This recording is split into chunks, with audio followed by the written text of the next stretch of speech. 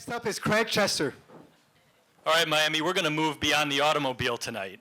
And if you go all the way back to 1916, we had a streetcar network in this city that was the envy of the developed world. You could step out Miracle Mile and Coral Gables and be downtown sipping a martini on Flagler Street in 12 minutes, going at 70 miles an hour.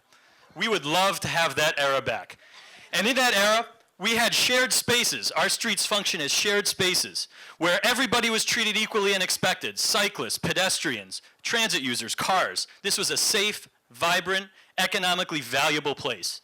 But we threw that all in the garbage after World War II when we built that, which created that, and we systematically destroyed downtown Miami and created a city not worth caring about, a city of parking lots and expressways. But Miami today is changing, and we're recolonizing, we're re-energizing, we're reinvigorating our urban core like never before, and that's partly why we're all here tonight.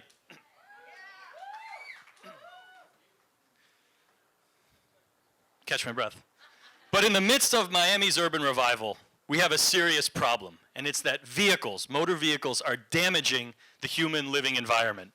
And I could talk about the natural environment. We all know that. But it's the human living environment that's perhaps more immediate. Every day, headlines in Miami are about hit and runs, pedestrians hit, cyclists mown down, and enough's enough. And there are very simple ways we can change it to make our city for people rather than for cars. This is what our streets look like today. Forget about that shared space of 1925. We have a place where if you step off the sidewalk, you could get killed and never go back. And that's our public realm. This is how you have to exist in our city, and it's not right, and we can change it. Cars are also a bad use of space in the city. We have every corner of our city clogged up with cars along the roads, along the empty lots, where we have very simple technologies that could free up space for people instead of cluttering our city up. So just in short, real quick, we're a very deadly city for pedestrians and cyclists, fourth most dangerous in the USA. The automobile does a bad job of moving people around the place, and motorized traffic undermines the livability of the city. So what do we have to do?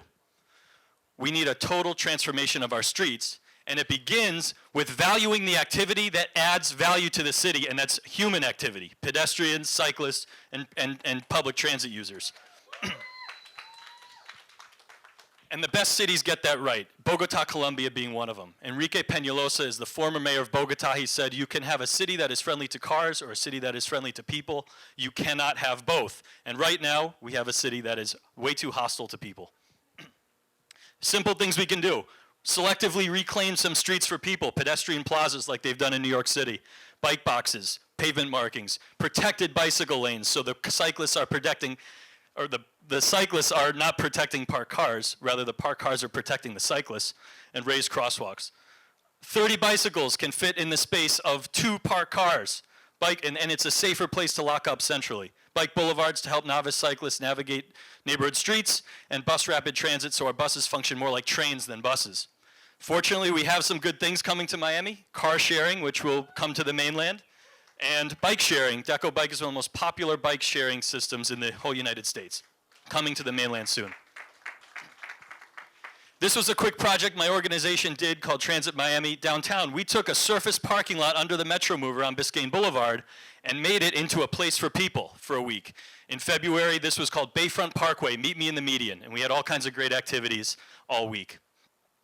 So people said, well, what about the loss of parking? Well, Lewis Mumford said it best, where basically he said, if everybody has a car and you provide parking everywhere, then you've actually destroyed the city. And we did that in the suburban sprawl era of Miami, but we're not going to do it in the urban revival period. Some people say that bicycling is a myth. There's a fringe activity in Miami. Tell that to those thousands of people that take place, group rides all the time. And businesses are catching on too. Businesses are catching on too.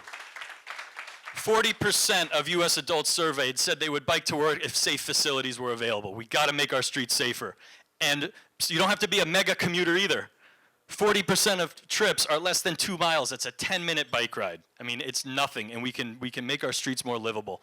Another myth, traffic will be a nightmare. You're right, traffic does increase, but it's human traffic that increases, and that's the kind of things we should do. And this is New York, New York.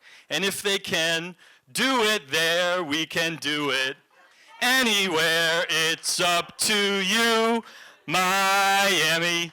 Miami.